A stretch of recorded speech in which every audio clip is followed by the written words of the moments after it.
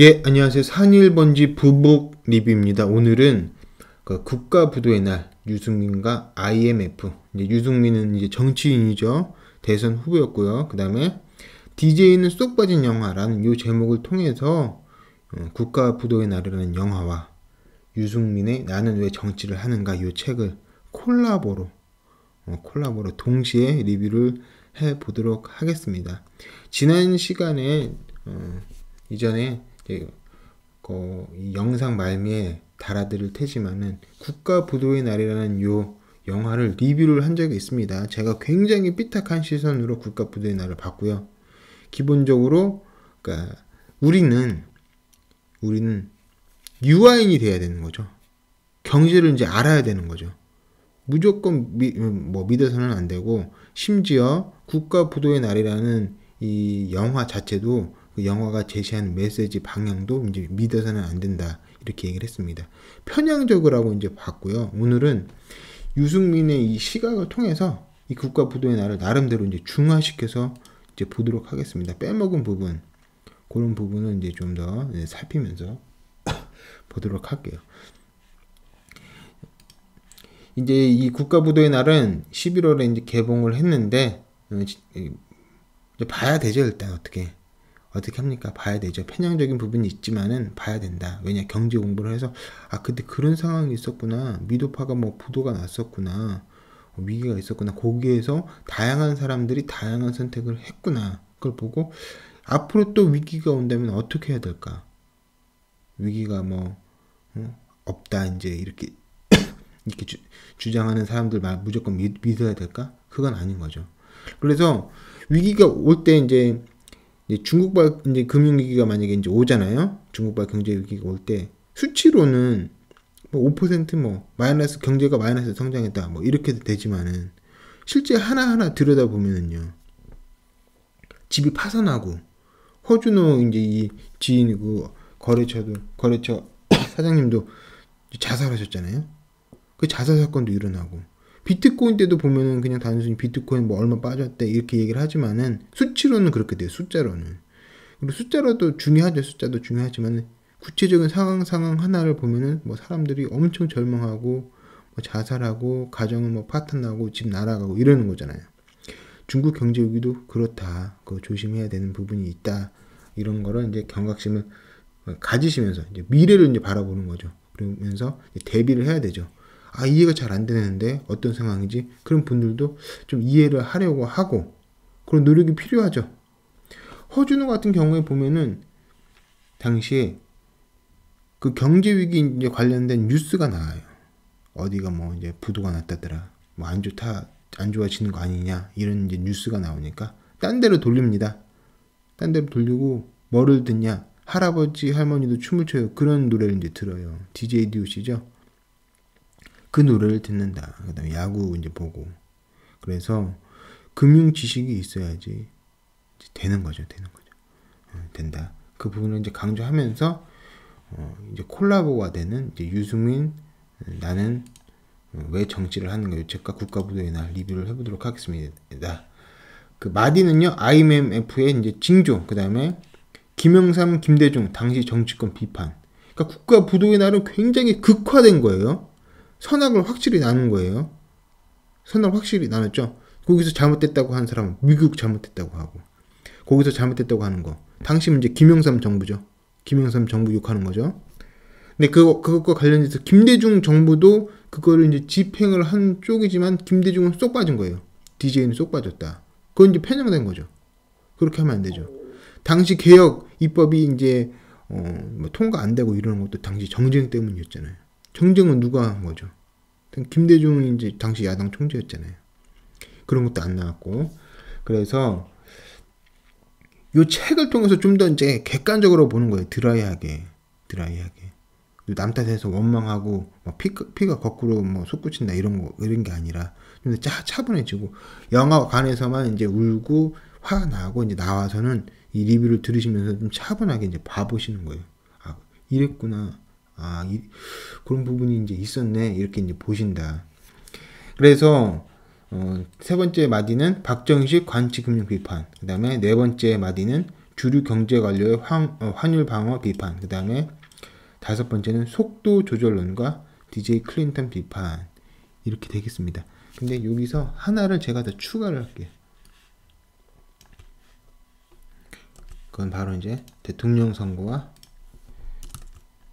구조 조정 대책 이렇게 될게요. 그러면은 6개 마디가 되는 거죠. 6개 마디가 된다. 보통 보면 이제 다 비판하고 계세요. 유승민 이제 이 저자분이 IMF의 이제 징조, 당시에 경제학자로서 KDI에서 이제 지내셨기 때문에 이제 얘기를 이제 좀 더 잘 들을 수가 있는 거죠. 당시 경제학자의 눈에서 당시 IMF를 보는 거예요. 영화 이제 그 관점이 아니라. KDI에서 경제학자로 보낸 12년 시간 중 가장 충격적이고 정말 괴로웠던 시간은 1997년에서 2000년 마지막 3년이다. 이때까지 근무하셨다는 거죠. 아마도 이 기간에 겪었던 일들은 평생 기억에 남을 것이다. 1997년은 1년 내내 경제 위기의 불길한 징조들이 파노라마처럼 펼쳐진 한 해였다. 근데 영화에서도 이것을 잘 나타내고 있죠. 1월에 터진 한보 사태가 그 시작이었다. 그래서 한보 철강의 부도는 사실 대기업 부실 그 자체도 심각한 문제였지만은 세간의 모든 관심이 이제 보시는 거예요. 세간의 모든 관심이 대통령의 아들과 정치인, 관료들이 줄줄이 개입된 권력형 부패 사건이라는 측면에만 쏠린 것도 문제였다. 그러니까 두 개를 지적할 수 있는 거죠. 당시에 한보 사태 이 문제는 김영삼 대통령 비판하는 거예요. 김영삼 대통령의 아들, 그리고 근데 관련된 정치인, 그리고 관련된 관료들 이거 비판을 하고 또 다시 이제 비판하는 거예요. 그것과 관련된 권력형 부패다. 우리 경제 체질 문제가 아니라 권력형 부패로만 이제 보고 있다. 그 보고 있는 그 시선도 이제 그렇게만 보는 시선도 이제 비판을 하고 있는 거예요. 그래서 권력형 부패 사건이라는 측면에만 쏠린 것도 문제였다. 재벌 문제, 한국 경제의 어떤 구조 문제 이런 부분도 문제인데 그거는 지적을 안 했다 이렇게 얘기를 합니다. 그때만 해도 이 사건이 그에 겨울 IMF 위기라는 국치의 도화선이 될 줄은 몰랐다. 그래서 막 수치스럽다 막 이런 이야기를 많이 이제 여기서 이제 하고 계세요. 결국 1997년 12월 3일 이제 요게 이제 나가는 날이죠. 방송되는 날입니다.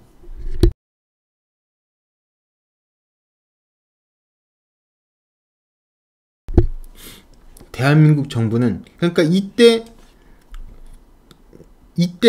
대한민국 정부는 김영삼 정부예요. 이때 정부는 김영삼 정부는 IMF 등으로 구제 금융을 받고 그러니까 영화에서는 김영삼 정부까지만 나오는 거예요. 그죠?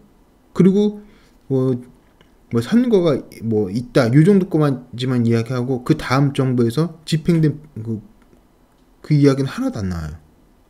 무슨 말인지 이해가 되시죠? 그래서 일단 이렇게 갑니다. 좀 이따 다시 이야기를 할게요. IMF와 세계은행이 시키는 대로 금융과 기업의 구조조정을 하고 재정금융정책을 채택하기로 약속했다. 국민과 나라가 굴욕을 당하고 자존심이 망가졌으니 당연히 책임을 져야 할 집단이 있었다. 대통령, 관료, 정치인, 재벌들의 책임이 제일 컸지만은 경제학자들도 이제 자기 이제 비판을 좀 하시는 거예요. 경제학자들도 나도 이제 경제학자였으니까 조금도 날 게 없었다. 나도 그 중에 한 사람이었다. 그러면서 이렇게 돼 있어요. 과거 작성했던 정책 보고서들을 다시 들추어보면 우리가 위기의 징후를 경고했던 적도 있긴 했다. 그러나 그런 철진한 보고서의 글귀나 쳐다보면서 내 도리를 다했다라고 이제 합리화하기에는 위기의 충격과 고통은 너무나 컸다. 이렇게 쓰셨어요. 그래서 IMF 징조가 있었다. 그리고 KDI에서 위기 징후를 경고한 적도 있었다. 위기는 있었다.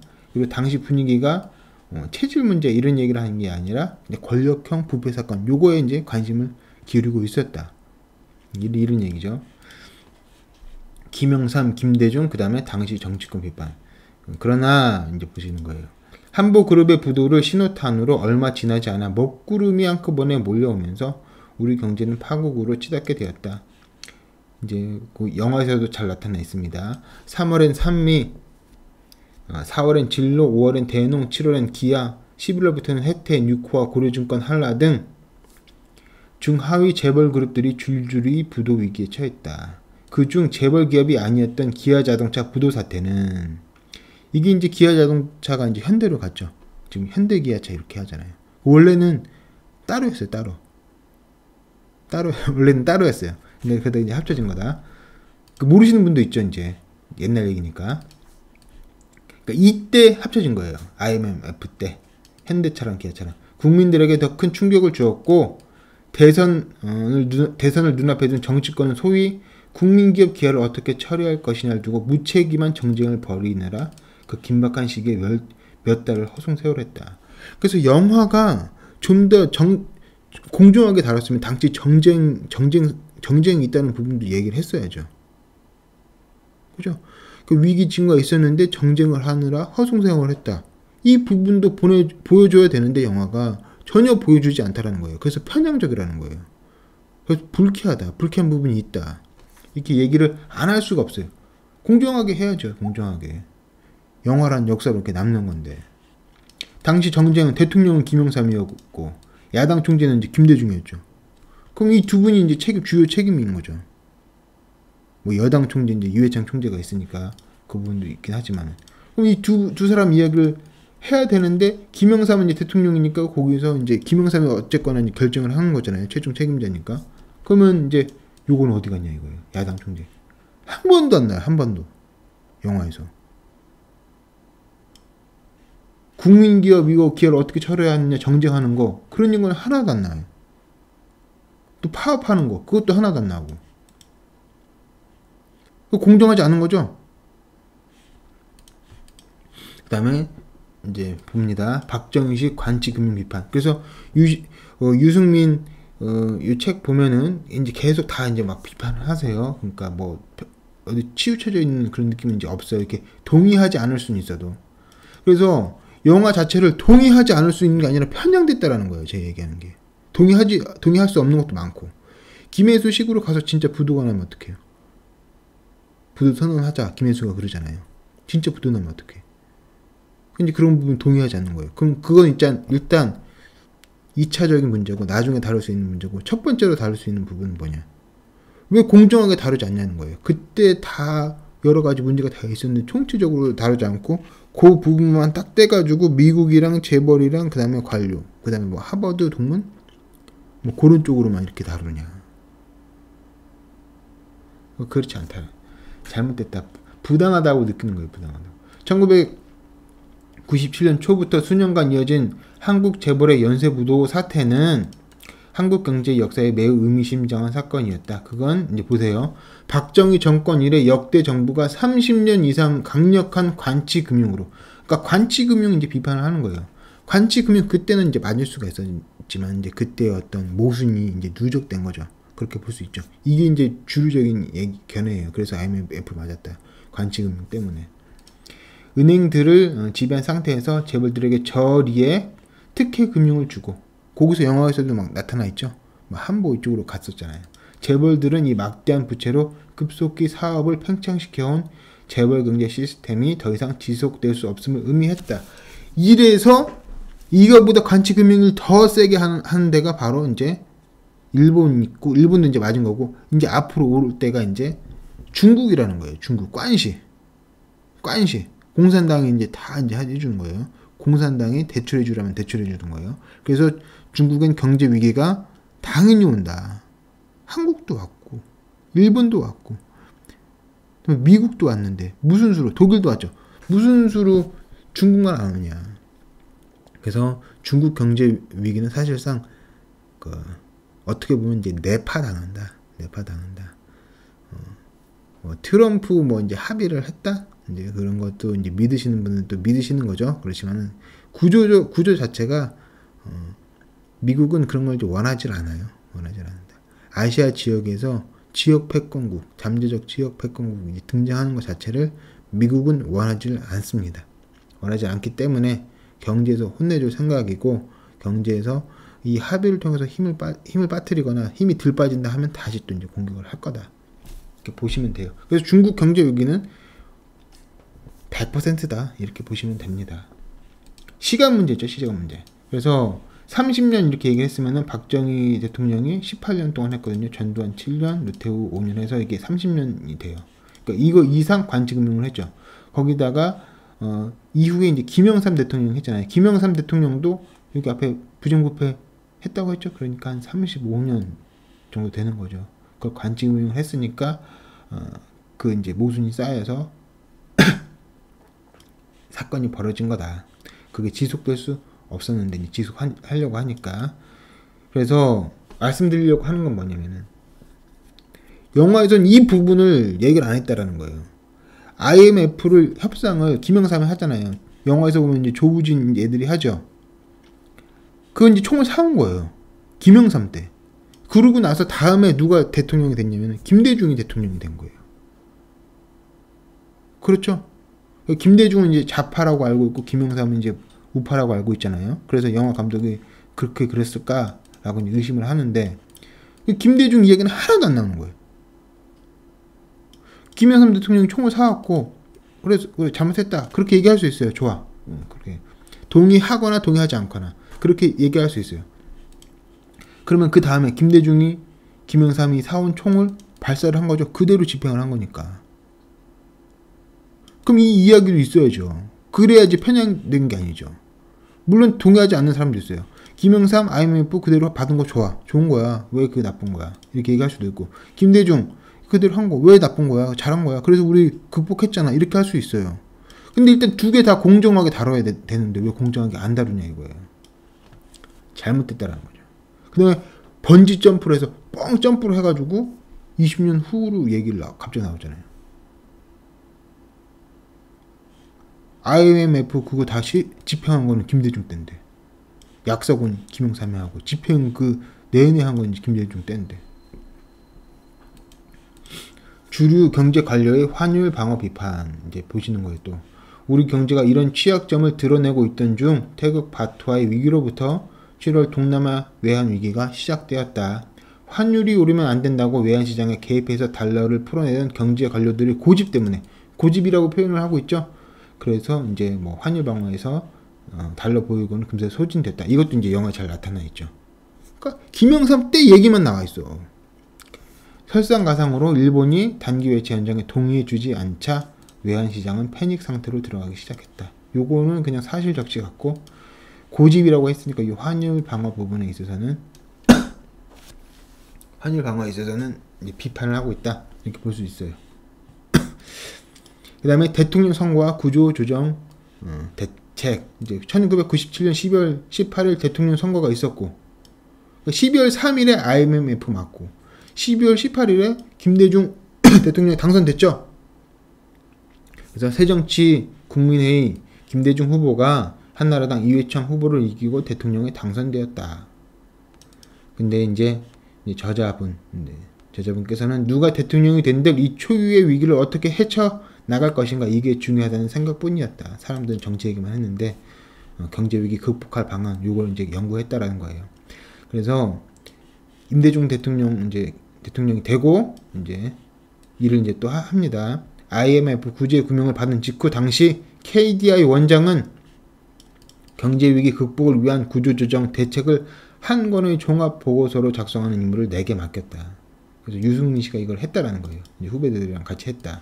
이 중요한 보고서의 초안이 준비된 1998년 1월에서 2월경 나는 새로 바뀐 정부의 대통령직 인수위원회 등에 가서 설명을 했다. 김대중 정부 인수위원회에 가서 설명을 했다. 그리고 그렇게 해서 나온 보고서가 경제위기 극복과 구조조정을 위한 종합대책 1998년 4월 KDI이었다. 그래서 대통령 선거가 이제 있었다라는 거예요. 그래서 IMF는 김영삼 때 맞은 게 아니라 김영삼과 김대중 때 맞은 거예요. 그래서 공정하게 얘기를 하면은 그걸 누구를 탓해? 당신이 만약에 보수다. 그럼 김영삼도 욕해야 되고 김대중 둘 다 욕해야 되고 만약에 좌파다 진보다 그럼 김영삼도 욕해야 되고 진보도 욕해야 되는 거예요. IMF를 욕하려면.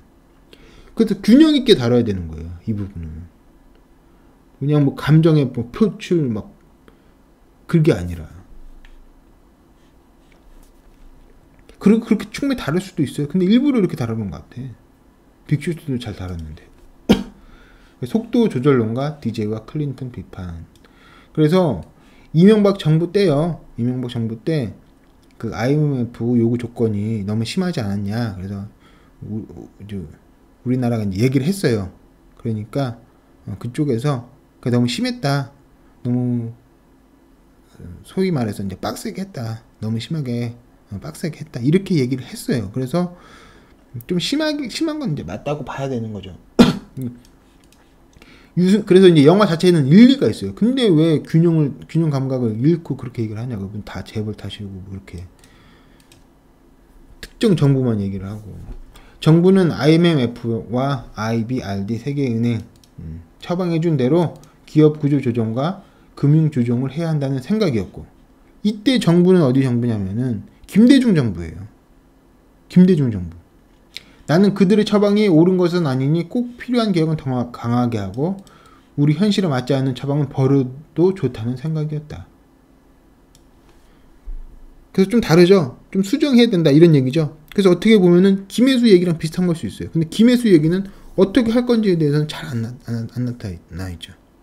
그리고 그렇게 만약에 한다고 해도, 만약에 그렇게 해서 IMF 거기서 돈 못 구우면 어떻게 할 거예요? 결과론적인 굉장히 이야기다. 결과론적인 이야기다. 그때 직접 그때 맞닥뜨렸으면 그거 어떻게 선택을 할 수 있겠느냐. 너무 쉽게 이야기했다. 너무 쉽게, 영원히 쉽게 갖고 있다. 그 무렵 내가 비판했던, 그래서 그 남한산성 영화를 보면은요, 대립이 있는데 그 대립도 그냥 거기 편을 드는 거 아니죠. 남한산성에서 항복할까 말까 이거 할 때 누구 어느 입장에 서서 편을 드는 거 아니죠. 이제 자기가 마음을 가는 쪽은 있는데 영화 자체에서 대놓고 편을 드는 건 아니에요. 근데 이 영화에서는, 이 국가부도의 날에서는 김혜수한테 일방적으로 편을 들고 있잖아요. 그 남한산성처럼 찍어야 된다라는 거예요. 그러니까 다시 찍어야 돼. IMF 영화 다시 찍어야 돼. 너무 편향적으로 찍어놨어. 공정하게 해야죠. 공정하게, 편향되지 않고.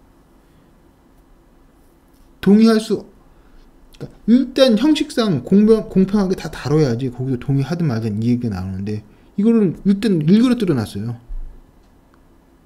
김대중 정부 때 이야기는 하나도 안 해놓고 편향적으로 해놨어. 그다음에 노동 파업 이런 얘기 한 것도 하나도 안 해놓고, 사치 좀 한 거, 우리 사치한 거 사치했죠. 그런 부분도 하나도 안 그려놓고.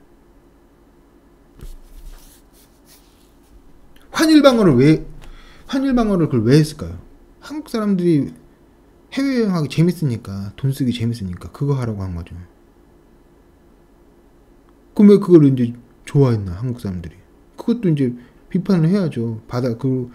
검토하고, 그건 하나도, 내 잘못은 하나도 없다. 일반 국민 잘못은 하나도 없다. 다 저기 XX 잘못이야. 그 무슨 성장이 있겠습니까? 최소한 허준호에서 벗어나서 유아인 쪽으로 가야 된다.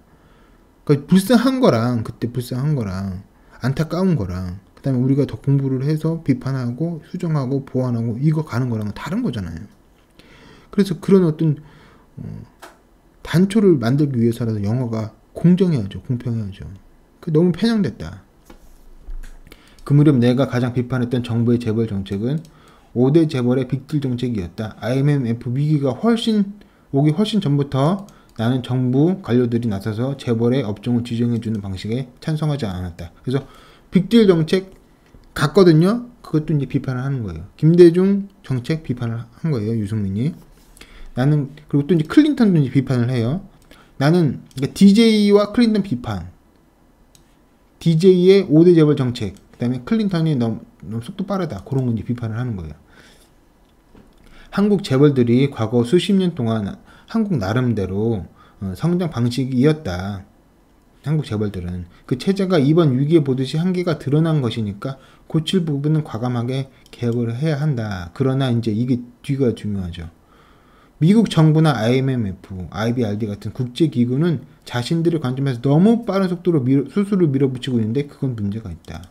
이 문제가 이제 제기를 한 사람이 있다라는 거예요, 당시. 이거 보면 김혜수 같은 거죠. 동의를 하든 안 하든. 그리고 이거를 밀어붙인 거를 그대로 받은 사람은 누구다? 김대중이다.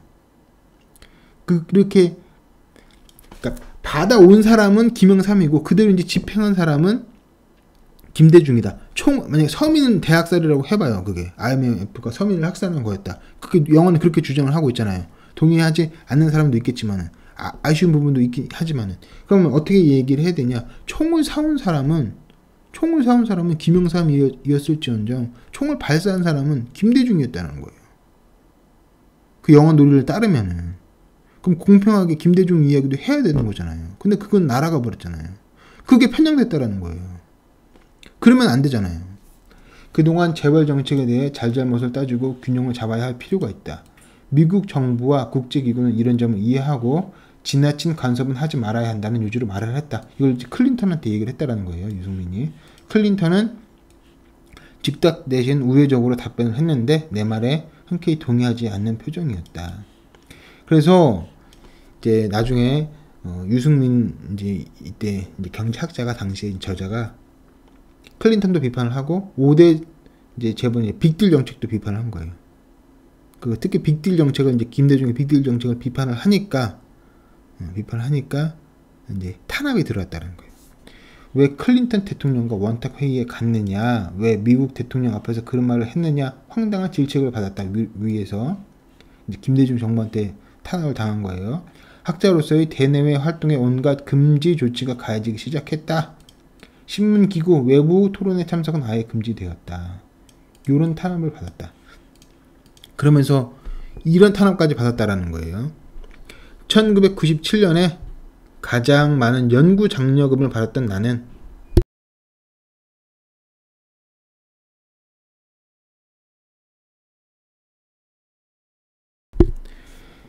그해 꼴찌 장려금을 받게 되었는데 일부러 모욕을 주기 위해서였겠지만은 내 방의 여비소보다 더 낮은 금액을 받게 되었다. 이런 식으로 이제 탄압을 받았다 이렇게 얘기를 하시는 거예요. 치졸하게 짝이 없는 짓이었다. 일단 이렇게 유승민 저자가 이제 DJ 정부 때 이런 탄압을 받았다 이렇게 쓰고 있습니다. 좀 더 중화돼서 객관적으로 볼 수 있게 되죠. 그냥 무작정 영화 원사이드하게 영화에서 원사이드하게 가는 게 아니라 김대중 정부, 김영삼 정부 다 걸려 있는 거구나. 빚들 이런 거 그때 관치로 이렇게 나눠주고 했던 거는 다 김대중 때였구나. 재벌이 그렇게 얘기를 한다고 하지만은 그때 나눠준 거는 다 김대중 때였네. 그 집행된 거는 김대중 때였네. 그래서 좀 보정을 해서 영화 자체는 보시는 게 좋다고 생각을 합니다. 배울 게 있으니까. 그래서 영화 자체는 좋지만은 보정을 해서 바라볼 필요가 있겠다. 이렇게 정리하시면 괜찮을 것 같아요. 그래서 유승민 왜 정치를 하는가 이 책과 영화 국가부도의 날을 콜라보해서 이제 리뷰를 해봤습니다. 재미있으셨어요? 저희 부북 리뷰는 시청자 여러분들이 정신적으로나 물질적으로나 부자가 되기를 기원합니다. 그에 이제 일조하는 부북 리뷰가 될 수 있도록 노력을 하겠습니다. 좋아요와 구독하기 도움이 됩니다. 여기까지 그럼 하겠습니다. 이상입니다. 감사합니다.